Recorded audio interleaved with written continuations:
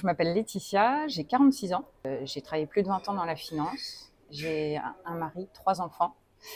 Et aujourd'hui, je profite de ma deuxième vie. Il y a quelques années, vous avez fait un arrêt cardiaque chez vous, où vous êtes effondré, je crois, dans la cuisine, et vous avez été sauvé. Est-ce que vous pourriez nous raconter un petit peu ce qui s'est passé? Ouais, donc c'était en 2017, j'avais 38 ans et je décide de partir déjeuner avec les enfants et mon mari chez mes parents. Et là, je vais aider ma mère dans la cuisine. J'avais un plat dans la main et sans prévenir, sans aucune alerte avant, j'ai lâché le plat, je suis tombée par terre. Sur le coup, ils n'ont pas compris autour. Ils se sont dit c'est peut-être une crise d'épilepsie, bon, ils ne savaient pas. Et puis très vite, mon mari a vu je respirais plus. Donc il m'a installée et il a commencé le massage. Pendant ce temps, mon père essayait d'appeler les secours. Mon mari avait déjà commencé le massage à sa manière, parce qu'il n'avait pas forcément fait récemment les gestes premiers secours, mais il a fait comme il le sentait. Et au téléphone, les secours l'ont aidé à tenir pendant 15 minutes, le temps que les secours arrivent. Et ensuite, les pompiers sont arrivés, ont utilisé un défibrillateur pour réactiver le cœur. Et comme je ne me réveillais pas, ils m'ont envoyé en ambulance avec une escorte. Ils m'ont emmené à l'hôpital. Là-bas, le pronostic, ils ne le savaient pas trop, mais j'ai fait 36 heures de coma et je me suis réveillée avec beaucoup de chance, sans séquelles. Moi, j'ai rien compris sur le moment et quand je me suis réveillée, je ne comprenais pas non plus ce qui se passait.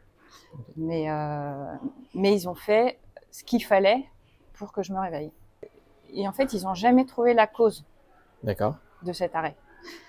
Du coup, par précaution, ils m'ont posé un défibrillateur sous la peau, qui est un peu une assurance vie ou un ange gardien. Et donc j'ai ça depuis 8 ans et ça permet, si jamais ça recommence, d'avoir toujours sur soi le défibrillateur. Okay. Ils n'ont pas trouvé la cause parce que vous n'aviez pas de facteur de risque particulier. Vous pensez que ça aurait pu vous arriver de faire un arrêt cardiaque à l'époque? Pas du tout, parce que donc, j'avais 38 ans, j'avais pas d'antécédents, c'est-à-dire que pas de cholestérol, je fumais pas. J'avais pas de malformation cardiaque identifiée, pas de maladie.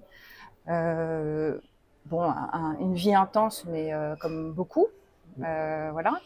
Et finalement, il n'y a rien qui me prédisposait à faire un arrêt cardiaque. C'est pas une chose auquel, à cet âge-là, on pense, on imagine possible. 2 mois avant, j'avais fait une formation dans l'entreprise Premier Secours. D'accord. Je ne pensais pas que ce serait pour moi, en fait. Ouais. Voilà. Et votre mari, il avait été formé? Je crois pas, ou peut-être jeune, il l'avait fait, mais c'était pas récent. Mais il a eu le sang-froid et l'instinct de le faire, et je crois que vraiment d'appeler les secours, ça aide aussi à se dire oui, vous faites les bonnes choses, oui, continuez. Une des choses à retenir effectivement, et je pense que c'est le bon réflexe qu'il a eu, c'est de prévenir les secours le plus rapidement possible, parce qu'une fois qu'ils sont au téléphone, ils vont guider les personnes, et beaucoup de personnes qui n'ont jamais été formées en étant guidées par les secours vont pouvoir faire un massage cardiaque ou utiliser un défibrillateur qui est très très simple à utiliser, et ça peut tout changer. Donc effectivement, tout commence par ce côté, avoir le bon réflexe, et je pense que là, dans l'histoire, dans votre histoire, ça a commencé surtout par votre mari qui reconnaît que vous faites un arrêt cardiaque et qui prévient les secours. Oui, vous voyez que je respirais plus. Ouais. Donc il y a déjà ça d'identifier est-ce qu'on respire ou pas. Appeler les secours et idéalement, si commencer le massage le plus vite possible, parce que chaque minute compte finalement.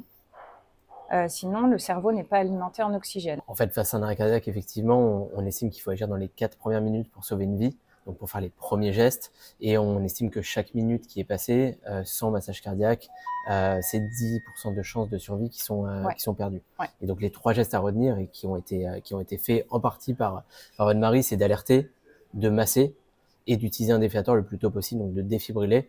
Là, dans votre cas, c'est votre mari et vos parents qui ont alerté et votre mari qui a massé, et les secours qui sont arrivés pour défibriller. Et depuis, vous, votre famille, votre mari, vos parents, vos enfants, tout le monde s'est formé aux gestes qui sauvent. Les enfants, ce qui est bien, c'est qu'avec l'école, ils l'ont tous eu, la formation. J'ai même accompagné un des 3 pour voir ce qu'ils faisaient. Il y a plein d'organismes qui le font. Et donc, je trouve ça super qu'ils le fassent à l'école. Et moi, je l'ai refait il n'y a pas longtemps. J'ai refait la journée parce que ça datait et en fait, c'est bien de se remettre à jour. Mm. Ça rassure. On n'a pas de raison, en fait, de vivre ça. Ouais. On se dit toujours, ça arrivera aux autres. Bon, la probabilité que je tombe devant quelqu'un qui tombe devant moi, elle est faible. Sauf que quand c'est dans l'entourage proche, ça peut être terrible parce qu'on est très stressé de vivre ça. Et on vit quand même, surtout dans les villes, mais on côtoie un nombre incroyable de gens. Donc dans la rue, dans un magasin, dans un restaurant, ça peut arriver. Et finalement, il y en a beaucoup plus qu'on ne pense. C'est peut-être rassurant de se dire, je sais quoi faire, parce que bah voilà, on culpabilise moins et puis on est moins démuni face à la situation quand ça arrivera.